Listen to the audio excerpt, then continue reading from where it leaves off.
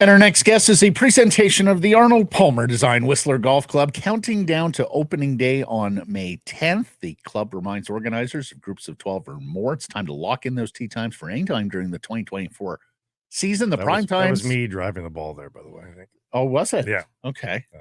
You've gotten much taller. Like you've gotten Al Chris Manson tall. Slimmed out a little bit too.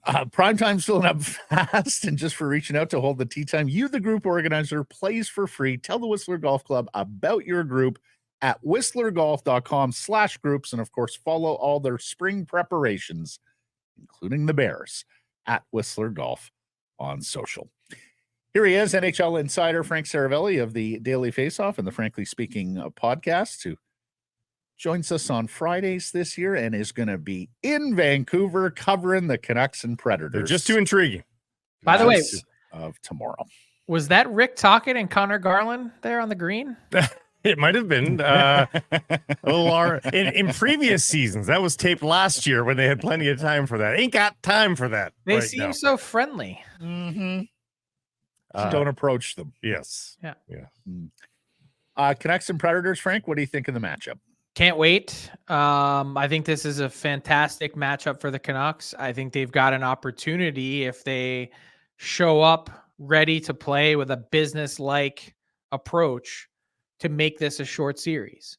Now, that said, we haven't seen these two teams play since December, and the Preds have been a vastly different team since then. But I think depth-wise, I think top-end talent at positions, the only edge, if you even want to give them one, I'd say it's a coin flip, is in goal. I would pick Demko. I just, my only curiosity is that, the injury and how little he played down the stretch, that sort of sticks out to me. But other than that, I like this for the Canucks. Would relative playoff inexperience be a concern in your books? I do understand the notion of you've got to learn how to lose, but I think that to me comes into play when this, you're dealing with rounds 2, 3, 4. There's enough Ian Cole type players. And to be fair, like the Preds guys you've got O'Reilly, who's won the cup in Conn Smythe, and you've got Luke Shen, who's been there, but you're dealing with a mostly inexperienced Nashville team as well. Guys, Tommy Novak has never played a playoff game before. Those are all, similar type starting points that I don't think anyone really has an edge one way or the other. Do you think the winning streak throws off how dangerous the Preds are perceived to be? Because I feel like if that winning streak didn't happen and those wins were just spread out more evenly across the season, I don't think they get the respect that they're getting right now. I think the 18-game point streak has people thinking, oh, they can string some wins together here. But overall, their season was fine. Like it wasn't that great, but that win streak seems to be carrying the day here. Yeah, it's really skewed how everyone views the Preds, because prior to that, they probably weren't going to be a playoff team. No. And now I do think I'm not suggesting at all this is going to be a cakewalk, but I think they showed some real cohesion between coach and players, coach and GM and players, that their turning point was like the much ballyhooed U2 Sphere canceled show. Mm-hmm. That became a thing, just like the Morgan Riley suspension in Toronto became a thing, just like the Sean Couturier healthy scratching in Philadelphia became a thing. There are different inflection points in a season that send it hurtling on one path or another. And for the Preds, that was overwhelmingly positive, but they did also come back to earth the last number of weeks of the season. Yeah. Below 500 the last 10. Let's ask you the poll question, Frank. Now that we know all the matchups, do you see a pathway to the Cup final for the Vancouver Canucks? I personally don't. I think the Canucks can make it really interesting, though. I think if you're looking at Canucks Oilers round 2, I think they've got the ability to give Edmonton fits. And speaking of winning streaks, at one point this year, the Oilers strung together 24 consecutive wins between an 8 and a 6 game streak. You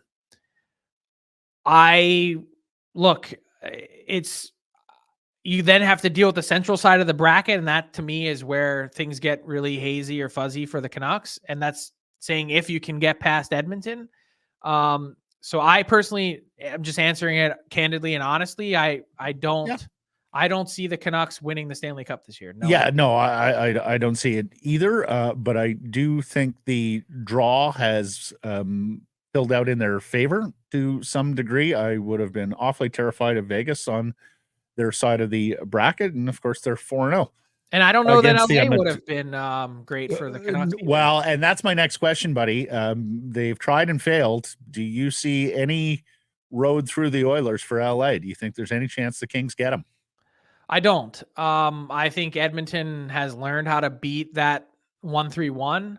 I think you have to respect the healthy defensive prowess that Kopitar and Danault have, two of the best defensive forwards of their generation. I'm not excited about really anything else about the Kings. It's almost like, can we just rope-a-dope you into this neutral zone enough times to maybe potentially kind of be opportunistic enough to beat you in a series? I don't know that that's necessarily a winning formula. It's more of a hold on for dear life and hope that somehow something cataclysmic happens. Yeah. How do you see Vegas Dallas playing out? I've got the Stars in 7. I'm with you. I think for as poor as the Golden Knights have played at times this season, for as bad as Adin Hill's numbers have been of late, they're still the defending Cup champs. They still know how to win. They could totally change the look of their team if they get their heartbeat back in Mark Stone. There's a million unknowns when it comes to Vegas, and also how will Tomas Hertl impact this team?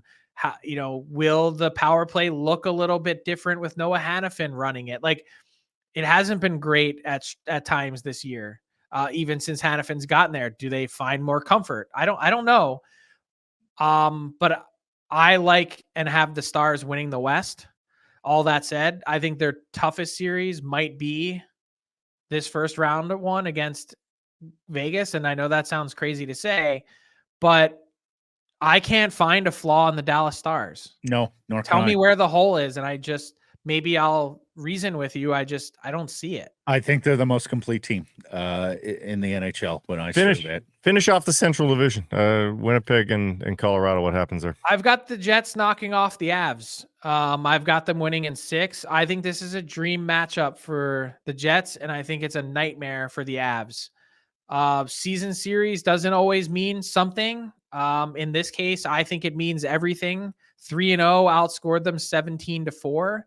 And it's just the stylistic matchup of a team that loves to wheel through the neutral zone and use their speed and create a run and gun type game, that when they do that, which is part of what makes them so good, they also give up a lot and don't take care of a lot in their own end. And oh, by the way, Alexander Georgiev enters probably on the least solid footing of any goalie. True.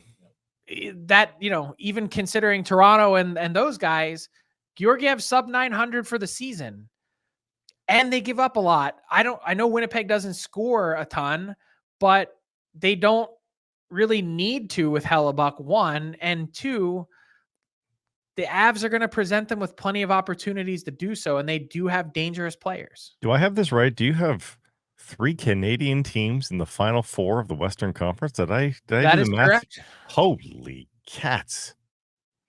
And I have... But he has an American team winning the Western Conference. That's true. Roadblock. I also have the Leafs winning in round 1 as well. Yeah. Oh, wow. As Thatcher Demko needed to play last night for the Vancouver Canucks because he needed the reps and the minutes. The Oilers did not need to start Stuart Skinner. I would have been totally fine if I'm Knobloch going with Pickard and back-to-back, or you call up a third stringer to fill the gap for that night. Did they do damage to Skinner and ventilating on him like that in the first period? I don't think so. I mean, They've wanted to do it because he had never had a 6-day layoff, which is basically, I guess they got wind of the schedule and they said, look, we'd rather, even if it's not great, let you, at least have some feel of things. And, you put in a lineup like that, there's not really anything to play for. Sometimes those things happen. I don't think anyone, like, if you're Stuart Skinner, you just shrug and go, yeah, like whatever. They asked, I played, they asked me to play. The Avs were better. That's just it. Quinn Hughes and the Norris Trophy. When we last talked to you about this, you said you were still deliberating. The season is now done. Hughes won the scoring race for defensemen, and the ballot is due today, Blake Price, and I'm going to tell the president of the Professional Hockey Writers Association. I got mine in last night, Mr. Oh, President. You're not on my naughty list because I have heard of the naughty list.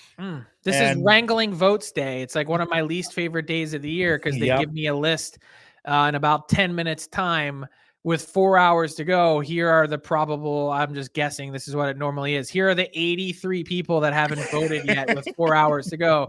Please text or call every single one of them to make sure they get their vote in. Yeah, it's all about the glamorous volunteer role. Right. So for my first time voting in 13 years back in the Professional Hockey Writers Association, I wasn't going to be on the Frank Seravalli naughty list this year. You can look forward to that next season, Frank. Bless your heart. But have you filled in your ballot? Is Hughes number one on the Norris list? I sent my ballot 4 hours ago, and I did vote Quinn Hughes number one. Do you think he'll win? I do. I don't think it'll be close. Really? Okay. Really? What makes you think that? Because we'd heard, the onslaught of replies that I received telling me how stupid I am. Even though I tried to make it clear that I haven't done the homework yet because I believe in waiting until you have, all the information you need, including an additional 10 days worth of games before going that route. I have a feeling you might be right too. Who's second? Does McCarr still end up being second, or did Yossi come from behind there? I think it'll end up being McCarr. Yeah. Because my guess is points will just be a huge, not that Yossi, of course had a great season. That's my thought process. It gets really interesting after that because I think you could make the case for 8 different guys to fill out so you go Yossi 3, but then what do you do for 4 and 5? There's a ton of guys, and I kind of went off the board. Yeah. Yeah, that was an interesting part of the ballot as well. Did Brock Faber make it onto your top 5? No. Okay. And he did not get my Calder vote. Oh, okay. Well, that's understandable. Who do you think wins the Hart? I think Nathan McKinnon wins, but that's just purely based on what you see on social media. Yeah. This is the hardest Hart vote it's almost always decided 2-3 weeks before the season ends. It feels like everyone knows the consensus winner, and this guy was just head and shoulders above everyone else. I can't remember a more interesting vote since I've been part of this. I not only struggled with first place on that ballot, Frank, I struggled with the entirety of the top 5. Yeah. Really. The whole and thing was up for debate. where. Yeah. If everybody did the exercise as it is intended to, with most valuable to his team. Yes. To his team. Isn't it Kucherov? Isn't like that's how I view it. Yeah. And the number of goals that he's factored into 50% of his team scoring, how many points he is ahead of his next closest teammate. Like, just for perspective, I think he finished 53 points ahead or something like that. It was that 2 days ago. I don't know if it changed. Yeah. The leading scorer of the Buffalo Sabres has 59 points total. That's the gap. Yeah. That's their leading scorer. And this guy is 53 points ahead of everyone else on his team. I don't think people fully appreciated this year how difficult it was for Tampa not having Vasilevsky until U.S. Thanksgiving, losing Sergachev, and look, like, points started off a little bit more slowly. Like, there were just a lot of factors that Lightning team, without Kucherov carrying it, I don't know that they make the playoffs, and I don't know that they get through the first 2 months of the season without Vasilevsky, because Johansson's numbers were just okay. They could have easily fallen way out of the playoff picture and had too hard of a time making it up. They could have been the Sens or the Sabres or someone who was dead as a doornail in November. So you voted Kucherov? Yes. Yeah. But we're going to need to stop the ballot talk after that, because I can't reveal the whole thing. Okay. Of course. The big reveal. That comes in June. Let me ask you this, though. Is the criteria outdated, particularly the way people have tended to vote? Because I have forever struggled with most valuable to his team, because it punishes players who have good teammates like Connor McDavid. And in my view, it sort of props up players who don't have good teammates and brings into play guys who might be the most outstanding player on a team that isn't all that good, but they shine. Because I see most people voting most outstanding season more often than not with the Hart Trophy. Well, that's not what it is. Yeah. You have the Ted Lindsay for that. Ted Lindsay is quite literally the most outstanding player, and it's voted by players. Right. This is most valuable to his team. This has been the definition since the Hart Trophy was first handed out. That's technically more of a question for the league than it is for me. Yeah. Right. But the trophy was donated in 1923. That's 100 years of Hart Trophy voting that I look at that and say, change it now, and you're changing how we view history. Fair enough. I just wonder whether most valuable to his team also means most valuable player in the league. It can some years, and some years it doesn't. Yeah, but that's okay. There's a distinction to be made, and that's why we vote on what we vote on. I think we've seen this happen, but maybe we just need to herald the Ted Lindsay Award a little bit more than we have. And I think they've made it more prominent, certainly in the last 10 years than it was in the 10 previous to that. Because like when Marcus Naslund won it, I don't think it was that big of a deal. No. But it was bigger a deal when Daniel won it. Yeah. But of course that was the twin factor and the brother. But the Hart has always been the Hart, and I think maybe it's just because of the name. It sounds like it's the heart and soul of the team. But maybe we just need to herald the Ted Lindsay Award. If those two are sort of presented as the Grand Poobah Awards, maybe we don't need to do anything with the definitions of them, right? That's how I see it. Yeah. Utah.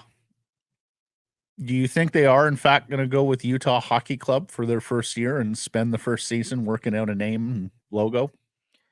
Maybe. I think that's a mistake. I think for a billionaire and $1 billion enterprise, I don't know how hard it would be to come up with a logo and name and jerseys in 6 weeks. I had a bunch of marketing people coming at me, Frank. Oh, they've got to research it. They've got to market research. They got to copyright it. Come on. When do they actually need the name, logo, and all Probably really soon, because it takes a really long time to make the uniforms. Really? I think that's what I'm told. I don't know. And I think it's even slower with this. Isn't there a jersey brand change coming next season, or is that 2 years from now? Yeah, maybe 2 years. Look, well, I wondered if they could go through the offseason Utah Hockey Club and then do the big reveal, name, logo, all of that when they step on the ice. That would be amazing. That'd be awesome. But I think it would be a mistake. Look, can you go through it? The Washington football team did it for an entire NFL season. I mean, it's not the biggest thing ever. But I get the need to want to do it right, because you only get one crack at your branding, but I would be working day and night to get a brand, right? Just merchandise sales, everything that comes with it, what your team feels like to other teams. I don't know if that means something, but it does to me. I hear what you're saying. Marvelous stuff, Frank. Thank you for this. Look forward to seeing you here in person in Vancouver for this first round series, and we'll catch up next week. Can't wait. Hey, everybody. If you're enjoying what you're seeing here, then follow along with Sekeres and Price on YouTube. I promise more content coming. The kids call it subscribe on YouTube. Well, how about liking it? Do that as well. Smash it right now.